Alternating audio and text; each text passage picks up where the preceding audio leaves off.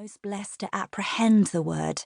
For Arian, to read was to divine the deeper meaning within.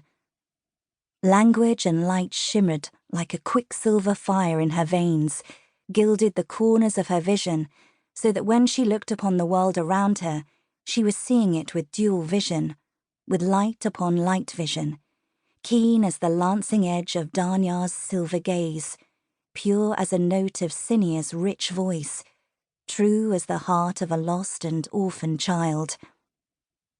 She existed now between these three things: the penetrating look, the startling song, and the pure soul, in the immaterial, atemporal part of herself, the self that had undertaken the night journey to visit a place of myth, the city of the Four.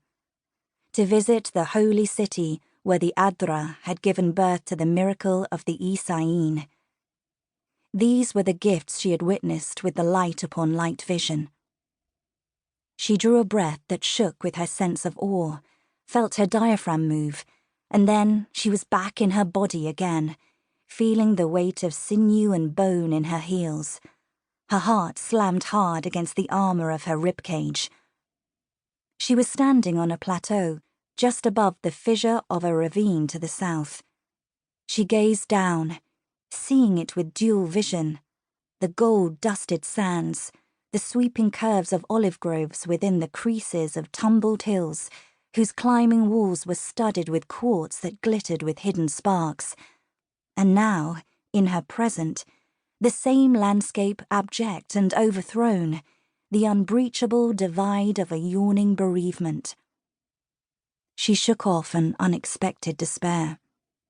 The dual vision didn't change, though she was no longer alone. Her companions were at her side again. Cinea to her left, a brightness about her that seemed to flare from her circlets. Danyar to her right, his hard shoulder brushing hers, and a little distance apart, the blue mage, to her surprise. He had relinquished his duty to guard the portal of the blue eye.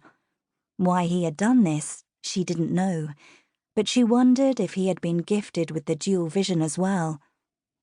His turquoise gaze had never been so sharp, the cowl over his head ringed by a glowing aura. Yet nothing about Danyar was changed. Even with the dual vision, he appeared as she had always known him, his grave expression lightened by love as he turned his head and caught her gaze. He reached for her hand and squeezed it, his face shadowed beneath the hood of his cloak. He shrugged the hood from his head so that his coal-black hair tumbled to his shoulders. Though she tried, she couldn't discern that same aura of light around him that outlined the figures of the others. The connection between them remained the same, their bond pulsing like a heartbeat, deepened by the sacrifices that had cost them a life together. He smiled at her, touching his forehead to hers. His breath drifted over her lips. She drew it into her lungs, a secret, silent caress. "Where are we?" he asked. "Where did the night journey bring us?" "To the far, distant house of worship." She saw it with the dual vision, but in the present she was somewhere else. She returned the pressure of his hand with her own. "I think to the outskirts of the noble sanctuary, but I feel it without seeing it." His head dipped down toward the ravine where scuffs of faded clover grew. "After the wars of the far range, perhaps the noble sanctuary sank into the ground." "No." The blue mage's warning was stark. "A holy city does not die. Its essence always remains."